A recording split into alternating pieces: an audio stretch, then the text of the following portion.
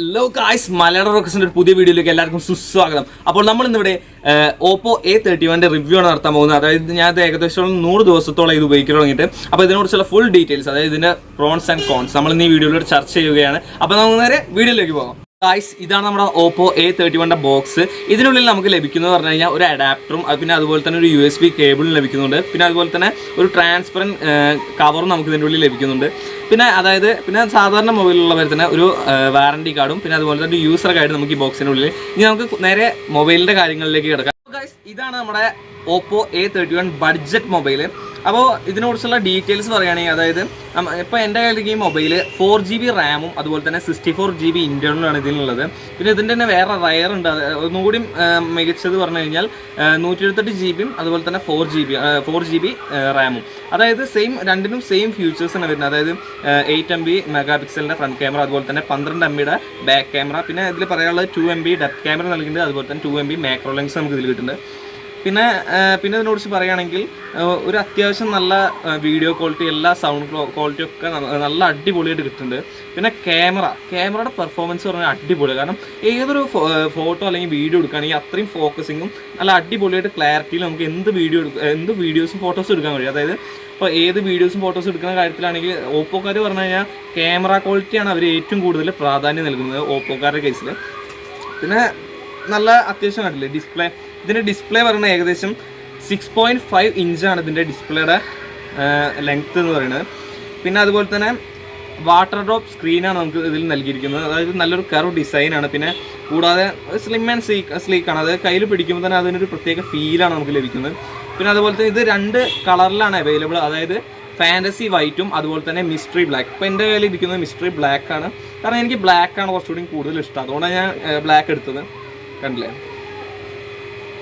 പിന്നെ നമുക്കിനി ഇതിൻ്റെ കൂടുതൽ ഡീറ്റെയിൽസ്, അതായത് ഓപ്പറേറ്റിങ്സ് എങ്ങനെയാണ് നമുക്ക് ഇതിൽ നോക്കാം.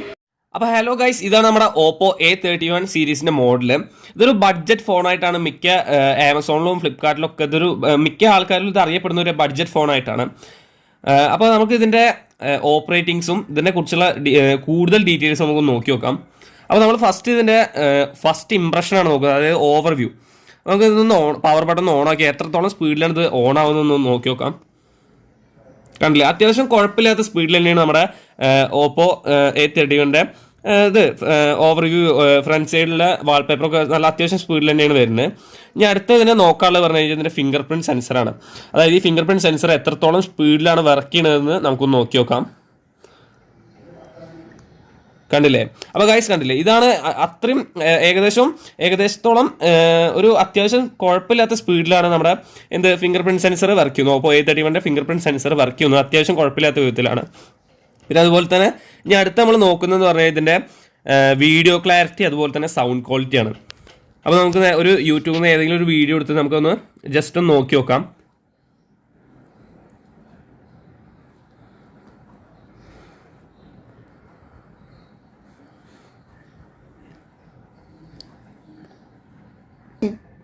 അപ്പോൾ ഗൈസ്, നമുക്ക് ഇതിൻ്റെ വീഡിയോ ക്വാളിറ്റി എത്രത്തോളം ഉണ്ട് നമുക്കൊന്ന് ടെസ്റ്റ് ചെയ്ത് നോക്കാം.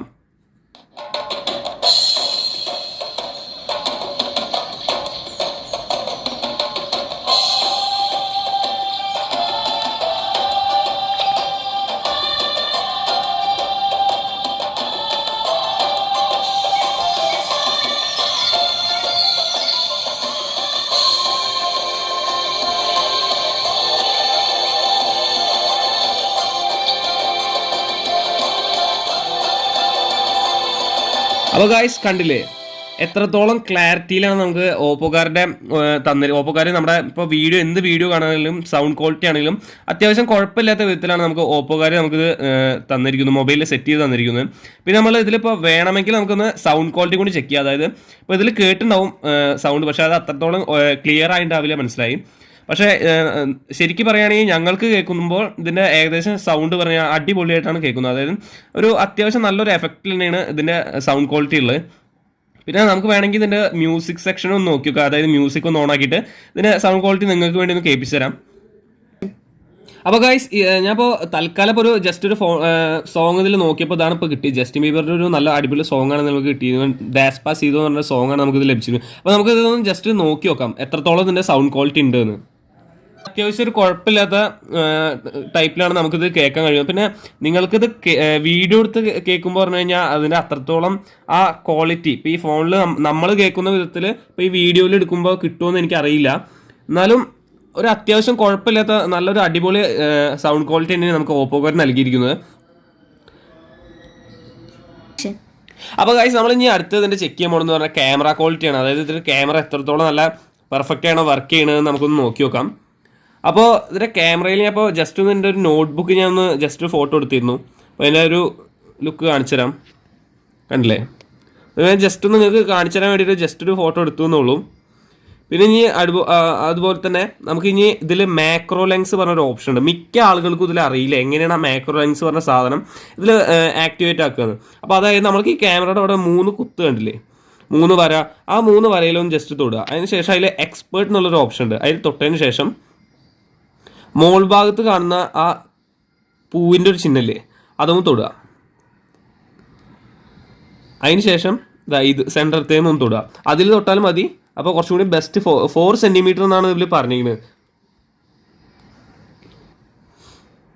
അപ്പോൾ ഗൈസ് നമ്മളിപ്പോൾ ഒരു ജസ്റ്റ് ഒരു തുണി എടുത്തിരിക്കുകയാണ്. അതായത് ഇപ്പോൾ കുറച്ച് ദൂരത്ത് നിന്ന് വിട്ടുപിടിച്ച് അത്ര വൃത്തിയിൽ ശരിക്കും ഇതിൻ്റെ ഉൾഭാഗങ്ങൾ കാണില്ല. അപ്പോൾ ഏകദേശം 4 സെൻറ്റിമീറ്റർ ആണ് ഇതിൽ ബെസ്റ്റ് ഫോക്കസിങ്ങിൻ്റെ റേഞ്ച് എന്നൊരു ഡിസ്റ്റൻസ് എന്ന് അവർ എഴുതിയിരിക്കുന്നത്. നമുക്കൊന്ന് ജസ്റ്റ് നോക്കി നോക്കാം. കണ്ടില്ലേ ഗൈസ്? അപ്പോൾ അത്രയും ഒരു അതിൻ്റെ ഉള്ളിലത്തെ കാര്യങ്ങൾ വരെ അത്രയും ക്ലിയർ ആയിട്ടാണ് നമുക്കിതിൽ ഫോക്കസിങ്ങും അത്യാവശ്യം നല്ല വൃത്തിയിൽ കിട്ടും. പിന്നെ അതുപോലെ തന്നെ ഇതിൽ ഒന്നും കൂടി മാക്രോ ലെൻസിൽ തന്നെ നമുക്ക് സൂം ചെയ്യാനുള്ള ഒരു ഓപ്ഷൻ വരുന്നുണ്ട്. 1x നമുക്ക് 2x ആക്കാൻ പറ്റും. കണ്ടില്ലേ? അപ്പോൾ കുറച്ചും കൂടിയും അതിൻ്റെ ഉൾഭാഗം എങ്ങനെ ഉണ്ട് എന്ന് നമുക്ക് അറിയാൻ കഴിയും. കണ്ടില്ലേ? ഞാൻ ഇന്നിപ്പോൾ ഒരു ഫോട്ടോ എടുത്തു. ആ ഫോട്ടോ ആണ് ഇപ്പോൾ നിങ്ങൾക്ക് കാണുന്നത്.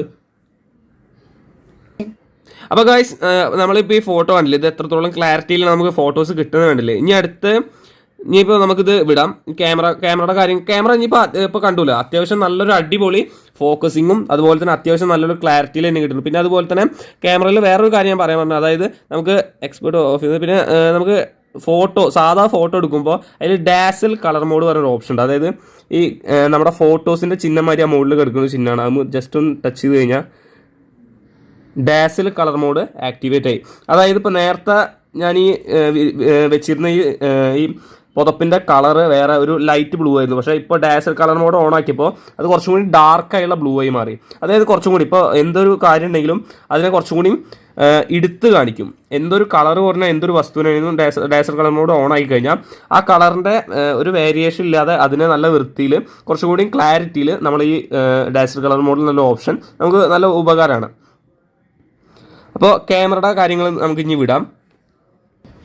അപ്പോൾ ഗൈസ് ഇതൊക്കെ തന്നെയാണ് നമ്മുടെ ഈ ഓപ്പോ A31 എനിക്ക് ഇതിനെക്കുറിച്ച് പറയാനുള്ളൂ. ഇതിൻ്റെ അത്യാവശ്യം നല്ലൊരു ബിൽഡപ്പ് ക്വാളിറ്റി തന്നെയാണ് നമുക്കിതിൽ ഓപ്പോ A31 ലഭിക്കുന്നത്. പിന്നെ എനിക്ക് ജസ്റ്റ് ഒരു തെറ്റ് പറ്റി. അതായത് നേരത്തെ ഞാൻ പറഞ്ഞല്ലോ 4GB റാമും 128GB ഇൻറ്റേർണലുമാണ്. അതിൽ ചെറിയൊരു മാറ്റമുണ്ട്. അതായത് 6GB റാമും വരുന്നുണ്ട്, അതുപോലെ തന്നെ 128GB വരുന്നുണ്ട്. ആ ലെവലിലേക്ക് ഇപ്പോൾ നമ്മുടെ ആമസോണിലും ഫ്ലിപ്കാർട്ടിലും അവൈലബിൾ ആണ്. അപ്പോൾ നോക്കിയപ്പോൾ അങ്ങനെയും കണ്ടിരുന്നു. പിന്നെ ഇതിനെക്കുറിച്ച് പറയുകയാണെങ്കിൽ ഇനി അടുത്ത് നമ്മൾ ഇതിനെക്കുറിച്ച് ചർച്ച ചെയ്യുന്നത് പറഞ്ഞു കഴിഞ്ഞാൽ ഇതിൻ്റെ ഡീമെറിറ്റ് ആണ്. അതായത് ഇതിൻ്റെ ചെറിയൊരു സൈഡ് എഫക്റ്റ് അല്ല, ഇതിൻ്റെ ചെറിയൊരു ദോഷം. അതായത് നമ്മുടെ ഇപ്പോൾ മൊബൈൽ ചാർജ് ചെയ്യാൻ വെക്കുന്ന സമയത്ത് ചാർജ് ചെയ്ത് നമ്മൾ മൊബൈൽ ഊരി കഴിഞ്ഞ് കഴിഞ്ഞാൽ നമുക്ക് ആ ചാർജിങ്ങിൻ്റെ സമയത്ത് തന്നെ നമുക്ക് ജസ്റ്റ് ഒന്ന് ഈ IC പ്രോസസ്സറിൻ്റെ അവിടെ ജസ്റ്റ് നമുക്ക് തൊട്ട് കഴിഞ്ഞാൽ മനസ്സിലാവും ഒരു ജസ്റ്റ് ചൂടുണ്ട്. അതായത് സാധാരണ മിക്ക ഓപ്പോൻ്റെ മൊബൈലുകളും ചൂട് കാണാറില്ല, പക്ഷേ ഇതിൽ ജസ്റ്റ് ഈ ICയുടെ അവിടെ മാത്രമായിട്ട്. വീഡിയോ ഇഷ്ടപ്പെട്ടെങ്കിൽ ലൈക്ക് ചെയ്യുക, കമൻറ്റ് ചെയ്യുക, ഷെയർ ചെയ്യുക. പിന്നെ അതുപോലെ തന്നെ താഴെയുള്ള സബ്സ്ക്രൈബ് ബട്ടൺ അമർത്തുക. പിന്നെ ബെൽ നോട്ടിഫിക്കേഷൻ അമർത്തുകയാണെങ്കിൽ ഞാൻ അപ്പോൾ അപ്ലോഡ് ചെയ്യുന്ന എല്ലാ വീഡിയോസും നിങ്ങൾക്ക് നോട്ടിഫിക്കേഷനായി ലഭിക്കുന്നതാണ്. അപ്പോൾ guys, it's me Akshay and Abin signing off.